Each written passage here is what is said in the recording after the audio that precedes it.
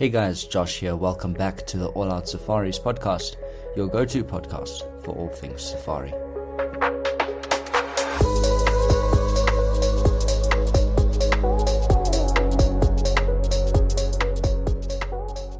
With me today is Shelby. Hey guys. And today we're going to be unpacking a lot of struggles wildlife photographers face. A lot of people aren't sure what settings to use when faced with certain scenarios that can be quite tricky. So today we're going to unpack all of that, give you real scenarios that you can face on safari, and tell you how to nail that shot. We're going to be testing each other's knowledge by giving each other scenarios and how to tackle it. But to begin with, what is it that you struggled with most when getting into wildlife photography as a beginner, and what are some challenges that you could still face when out in the field? Okay, so first of all, my biggest challenge is probably having like a lens that wasn't maybe the greatest lens to use on my camera, just because it was a third-party lens. So I was starting off with DSLR, using the D5500, then I upgraded to the 7500, but was still using a Sigma 150 to 600.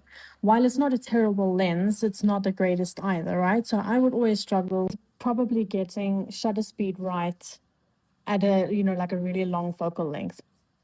So my photos would always come out with some motion blur or just hand movement blur. So I would always struggle with just non-sharp images. And what about you? I think similar things for me. I wouldn't necessarily say it was shutter speed issues, but more so a case of in low light situations. So, there'd be times where I would sacrifice a good shutter speed to have a low ISO, which is a mistake almost every beginner makes because, beginners don't really know how to edit that well, or beginners don't understand that you'd rather have noise in a photo and at least it be sharp than no noise and then blurry. So for me, in low light situations, just not knowing what settings to use. But here are some basic camera settings that every beginner needs to know before capturing any image, right? There are prerequisites to being able to capture good images. You need to know what settings to use. And the first of those, and probably most important, that leads to everything, is understanding your exposure triangle, right? So 3 points to nailing your exposure. So exposure is obviously, to those who don't know and are just starting out, by that we mean, is a photo too bright or too dark, making sure it's as close to as light as you see it in front of you. And the three parts of that is your ISO, your shutter speed, and your aperture, right? So aperture is your depth of field. So how much in the background versus the foreground is in focus. So the lower the aperture or wider the aperture, the less is in focus in the background, right? Which is usually what you want. You get the smoothest background, and the more image just pops a lot more. So you'll see a lot of people will use something as wide as an f2.8, where the foreground and the background are really soft compared to your subject, nice and sharp. Yeah, and obviously it has to do with how much light is being let in as well. Yes. So the more open your aperture is, the more light gets let in. Then the second one is the ISO, which has also got to do with how much light is let in. This exposure triangle just really has to do with light. But like I said, there's three parts of it. So the ISO, the higher the ISO, the more light you're basically allowing on your sensor. In essence, that's as simple as that, right? There's no other mechanical side to that, like there is with aperture. And then the third thing being shutter speed, which in my opinion is by far the most important of all of those three, because that really plays a big part in if you have a blurry or sharp photograph. So the shutter speed is if you look at DSLR cameras, they have a mechanical shutter, right? Cameras since film days have had a mechanical shutter where the shutter opens and closes. The shutter speed is how quickly it does that. The faster the shutter speed, the more motion gets frozen, but also the less time there is for light to hit the sensor. So your higher shutter speed is, you can use when you have more light, but you need to make sure you have a high enough shutter speed, even in low light, so that you're freezing all the motion that you're trying to capture. So those three things are very important, and you have to be able to understand them to capture images at a professional level, I would say. Okay, so now we're going to test each other's knowledge and experience. I'm going to ask, I'm going to give you a scenario, and then you can answer a few questions. And then I'm going to do the same, because this also helps others to see how opinions actually differ between two photographers. Yeah, so just keep in mind though that our answers, will really depend on what we would try and accomplish in that situation, and is also very light dependent. Certain situations allow for certain photos, so you've got to be able to actually see what's going to be best there. But we'll tackle that when we answer these questions. Okay, so the first scenario is, let's say there's a cheetah, but it's like midday, harsh sun. And suddenly this cheetah now breaks into a sprint. They want to start hunting. What are your exact settings? What's your shutter speed, your aperture, your ISO, even focus mode and drive mode? And why?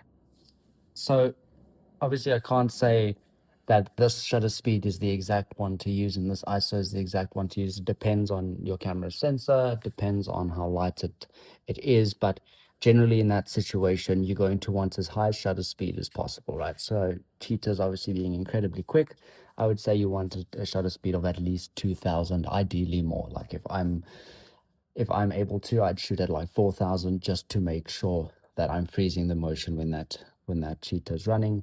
From an ISO perspective, whatever you're sort of able to do, if you able to use the lowest ISO you can when in midday light. That's just generally how it is. But also don't be afraid to sacrifice that to have a higher shutter speed to freeze that motion blur. What was the other So in part? other words, you don't have to necessarily sit at ISO 100. You can put it up to 300 or something, Yeah. if like your shutter speed's maybe not quite letting in enough Yeah. light, but you're trying to at least freeze that frame. Yeah, if you have the modern cameras of today's age, they can handle high ISO numbers anyway.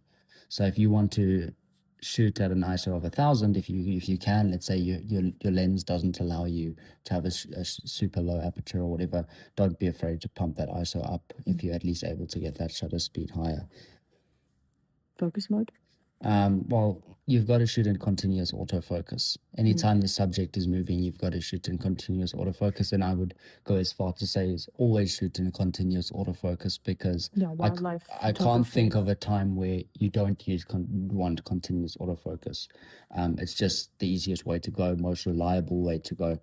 And with today's autofocus systems, even with high-end DSLRs, it's good enough that you can use it all the time. And then a couple of like follow-up questions is, are you maybe underexposing to protect highlights?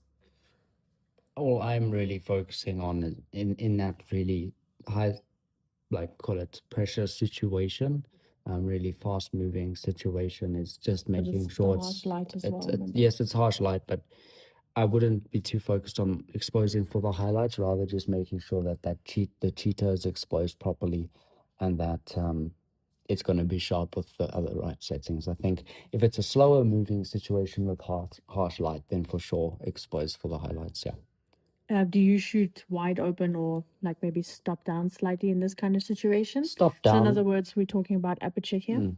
So by stop down, Shelby means a less wide aperture, so going up to like an f4 from like a 2.8 or something like that. When it's a fast moving situation, I would recommend going to a high aperture, just because it's going to be a little bit more in focus. So if you miss it slightly, you've just got a high chance of getting what you want in focus. So I would say if you're shooting from 2.8, maybe move to like a 5.6 or a 6.3, if you're able to. If that's especially if it's closer. If it's further away, you're not going to have to stress as much. Yeah, so for me, I'm honestly not even going to debate it, because I completely agree with everything that you've said. So I would have pretty much had the same settings that you would. And I would also not be too fussed with like underexposing to actually protect the highlights.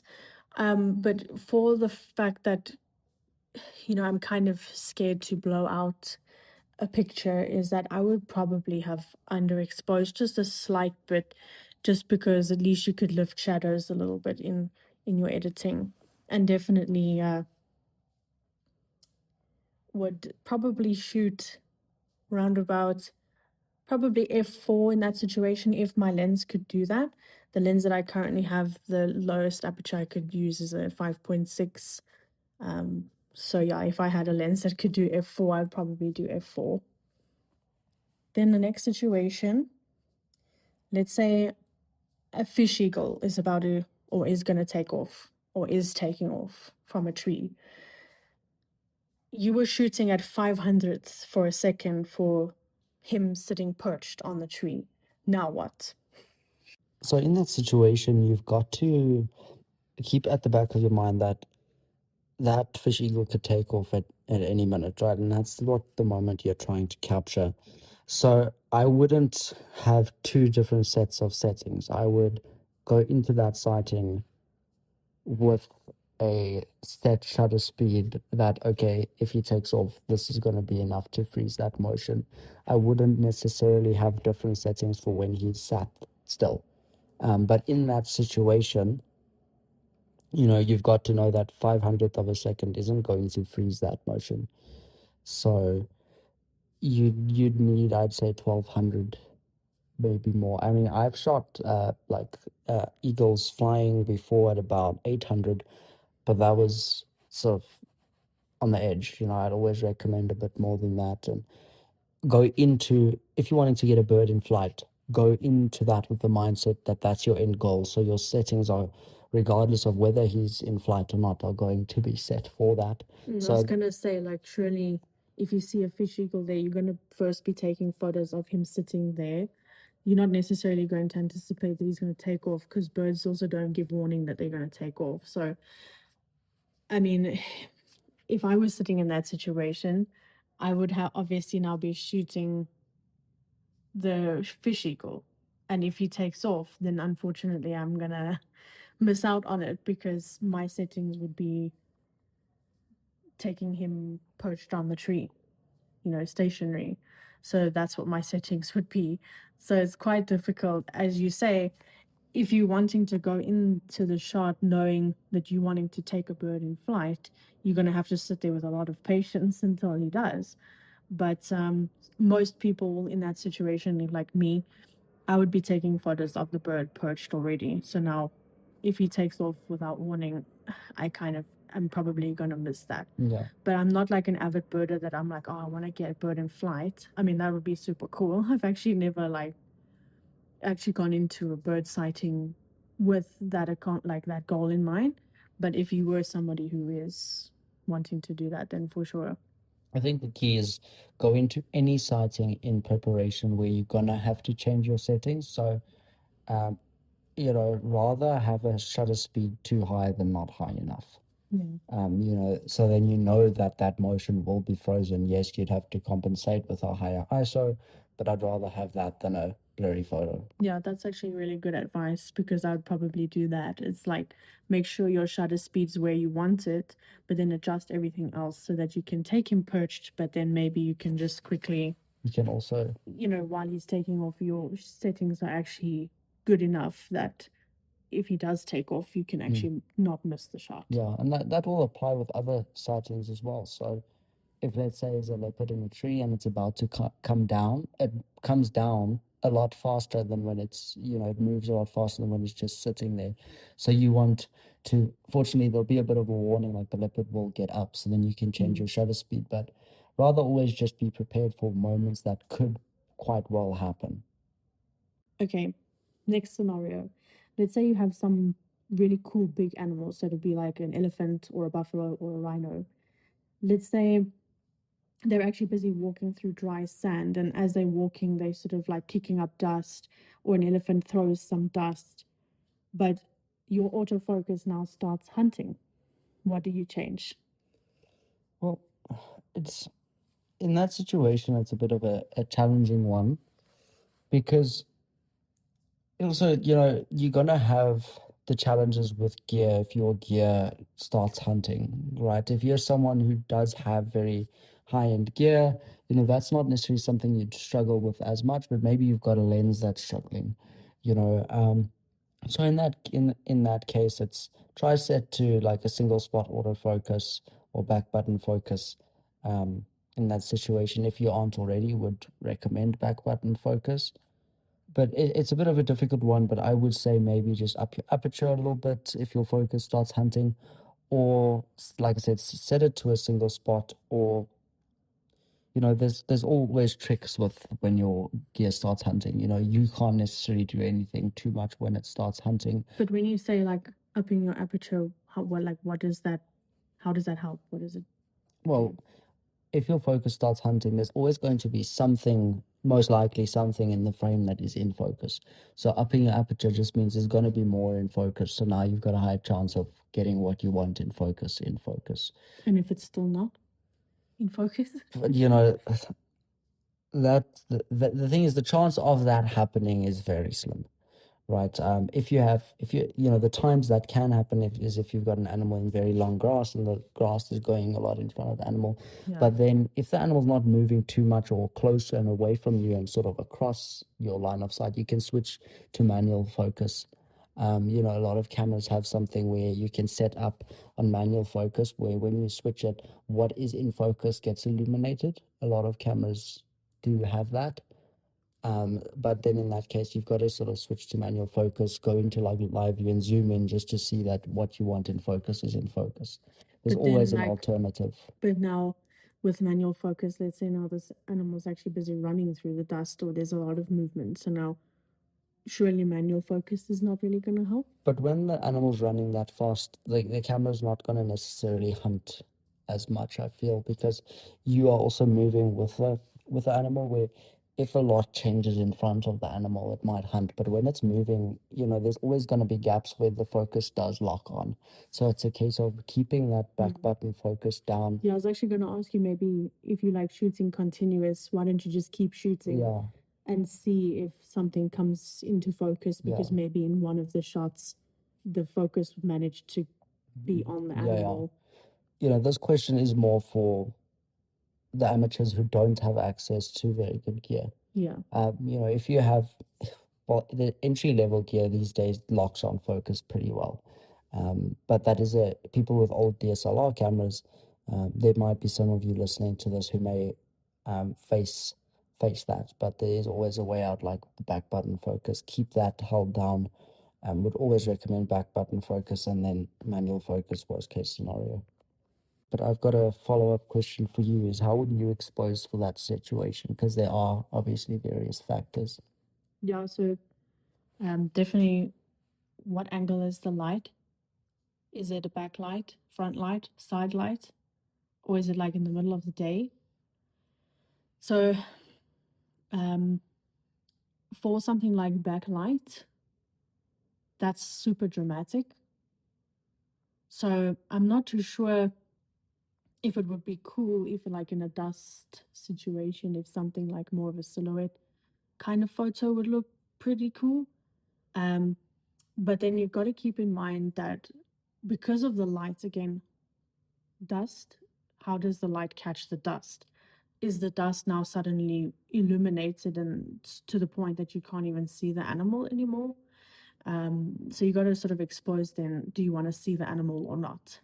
And if you do want to see the animal, you don't want a silhouette photo, is that you rather then adjust your exposure to make sure that the animal is exposed properly.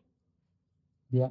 I think if the dust is illuminated, I would expose for the dust.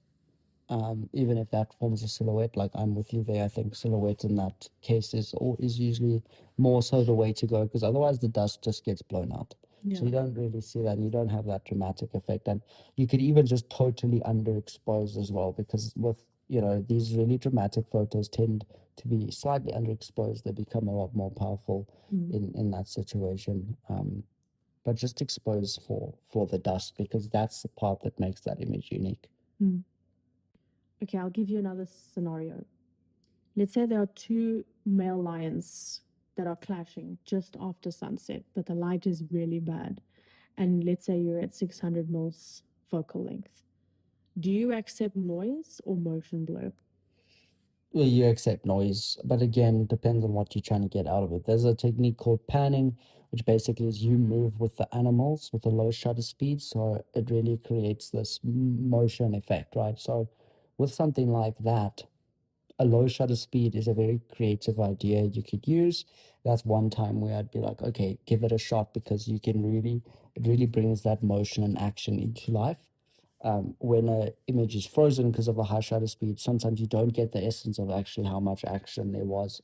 Um, but if you're wanting to freeze it, obviously accept the ISO. But at 600 millimeters, the lowest f-stop you're gonna have is f4. You don't get Yeah. 600 at any less than that, unless you've got um, something with like a crop sensor or something like that. So if you've got, let's say, a 400 mil 2.8 on a crop sensor, you've effectively got 600 2.8. But Mm. um, I'd obviously just try and make sure that it's making sure you can see the motion by lowering my shutter speed, or actually upping that shutter speed to really freeze that motion. Really depends on what's happening as well. And obviously everyone's opinion is different. So how would you go about that? So because something like two male lions fighting is such a like once in a blue moon sighting, is I would probably be that person to rather get a photo that's quite sharp. So then I would have a much higher shutter speed. Let's say they're carrying on for quite a while, and I have sort of presence of mind to maybe be like, oh, let's be creative with this. Then maybe I could do something more dramatic, like lowering the shutter speed to get that motion blur to sort of create this effect of like capturing just the power of these animals. Like through the motion blur, you can see how quickly they swipe at each other, or whatever you're trying to communicate through your photo. Then a scenario that can be quite tricky sometimes is that a large herd of buffalo are sort of moving towards you. Would you want to shoot the photo wide? In other words, you're getting the whole herd in, or would you maybe want to focus on one of them to get like a really cool headshot type of portrait photo? Or would you want to do both, and how would you then maybe go about that? This is obviously more of a maybe a composition question. So there's many ways to go about something when you've got a big group of animals, regardless what they are.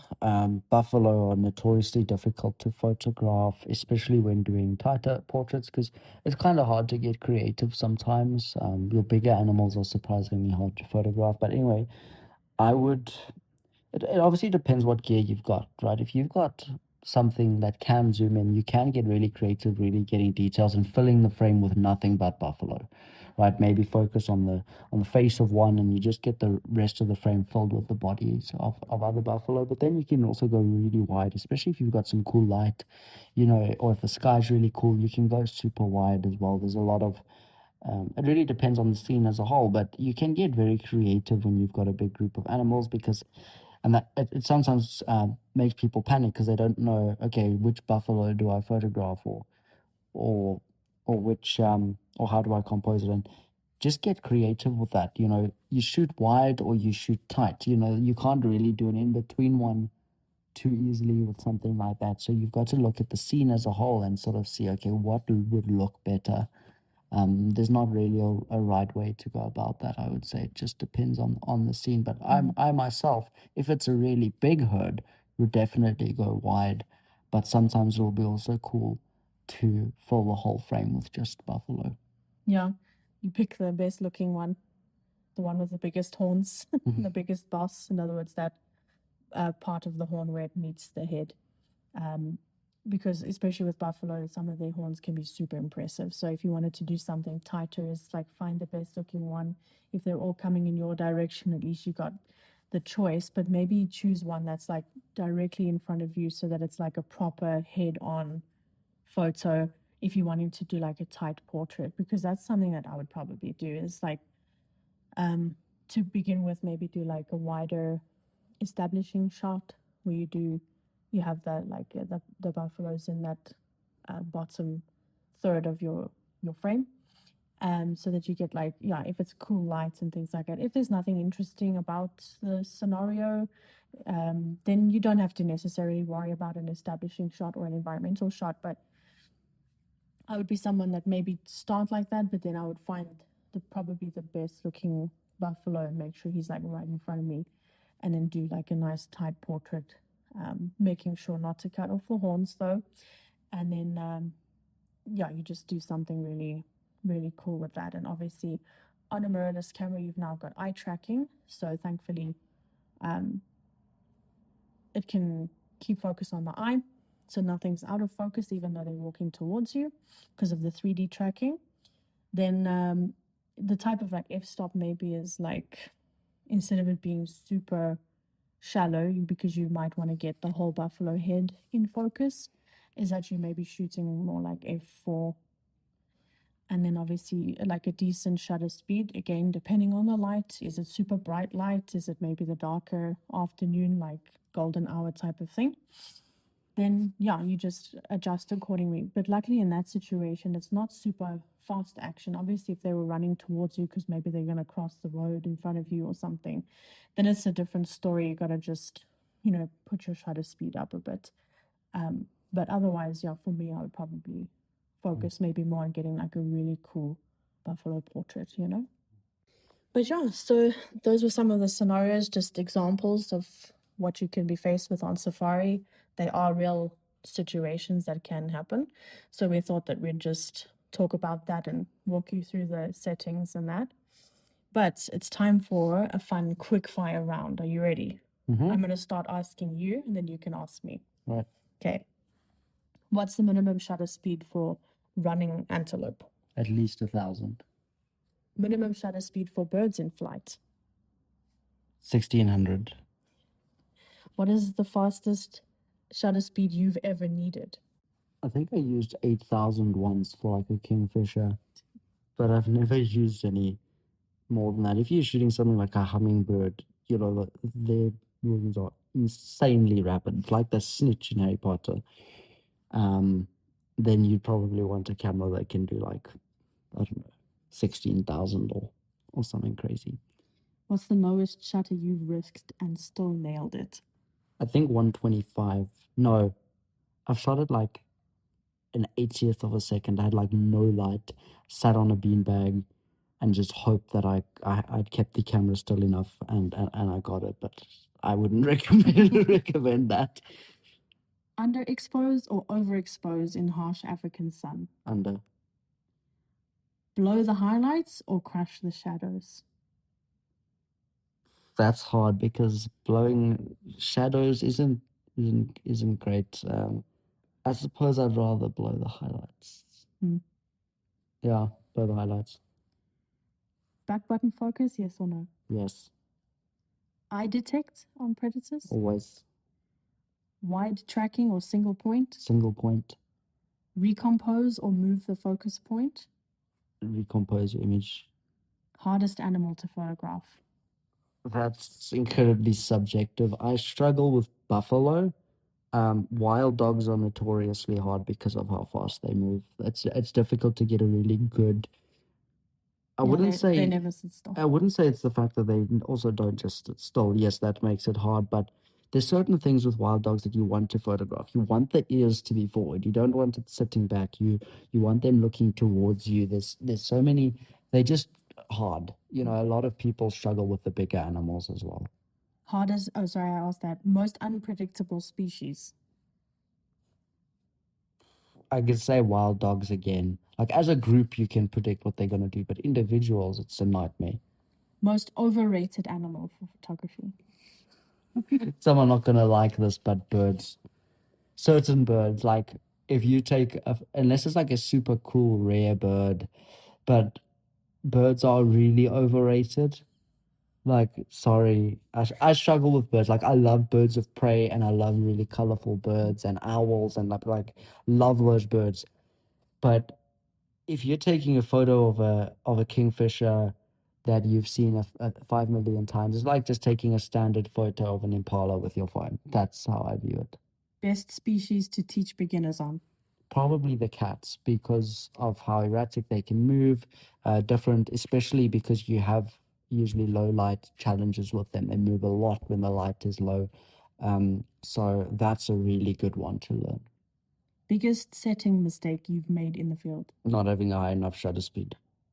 Shot you completely missed because of wrong settings. I had lions in the rain, like two brothers, like growling at each other and playing and running around. And I had like such a low ISO. It was early days. This was like 10 years ago. Didn't really know what I was doing, and I just upped the ISO slightly and just dropped the shutter speed, and it came out horrendous. Have you ever blamed your gear when it was your fault? Probably. Have you ever kept shooting knowing your settings were wrong? Yes, I was like, I'm going to just fix it in post-processing, and that's the worst mistake you can make. I'm going to ask you these questions now. Minimum shutter speed for running antelope. Yeah, 1,000th of a second. Minimum shutter speed for birds in flight. Probably 2,000th of a second. Okay. Fastest shutter you've ever thought you've needed. Sure. I think I shot once at like maybe 4,000ths of a second. Okay. Lowest shutter you've risked and still nailed it. Yeah, also like 80th of a second. We've all been there. Underexposed or overexposed if in harsh sunlight? Slightly underexposed. Rather blow the highlights or crush the shadows? Shadows. Just because sometimes if you blow the highlights, it's difficult to recover the detail. Back button focus, yes or no, even with today's modern autofocus technology? Okay, back button focus, yes. On my new camera that I have, the Nikon Z6 III, I have when you depress the shutter halfway that it actually focuses. So I actually use that more than I use the back button focus lately. But yes, back button focus for sure. Eye detect, yes or no? Yes, Wide tracking or single point? single point. Recompose or move focus point? On a DSLR, I used to fall into the bracket of move the focus point, but now I will rather recompose image. Hardest animal to photograph? Jackal. Yeah, that's probably potentially harder than wild dogs, yeah. Most unpredictable species for you? Sure. Unpredictable. I'm trying to think. So the most difficult was jackal because that for me is also the most unpredictable because they'll start running in one direction and then change direction. So definitely jackal then, even for that question. Most overrated animal for photography? Okay, so you can quite clearly tell Josh and I are not birders, but also birds. But again, like what he said, if it's something really cool, like a bird of prey, colorful bird, something that's super rare, then sure. I just think there's this whole thing about birding photography that people put it under this bracket that only these elite people do it, and there's this vibe around it that is very repulsive. Okay, wait, maybe a different answer is impala. Yeah, fair enough. Like the only time I will photograph impala is if I've got really like nice light, And you can maybe be creative with Yeah, it, sure. yeah. Catch its eyelashes or something. Best species to teach beginners on?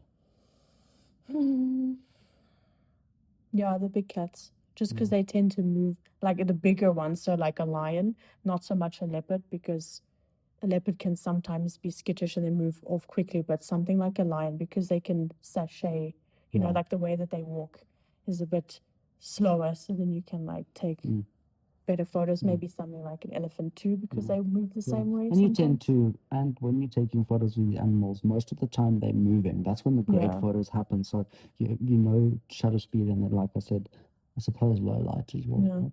But elephants are good. Biggest setting mistake that you've made in the field? Also like the same thing, too slow of a shutter speed and you hand holding plus manual focus. Because I've had that before. Oh goodness, yeah. Have you ever blamed your gear when it was actually your fault? No, actually not, because I know I struggled sometimes. Have you ever kept shooting knowing your settings were wrong? You know what? I've kept shooting not even knowing my settings were wrong. So yes. So yes, that's camera settings 101 and scenarios that you can use and will most likely be faced with when on safari, and some quick fire scenarios that will also be helpful for you. But that's it for today's episode, and we'll see you in the next one. Take care. Bye.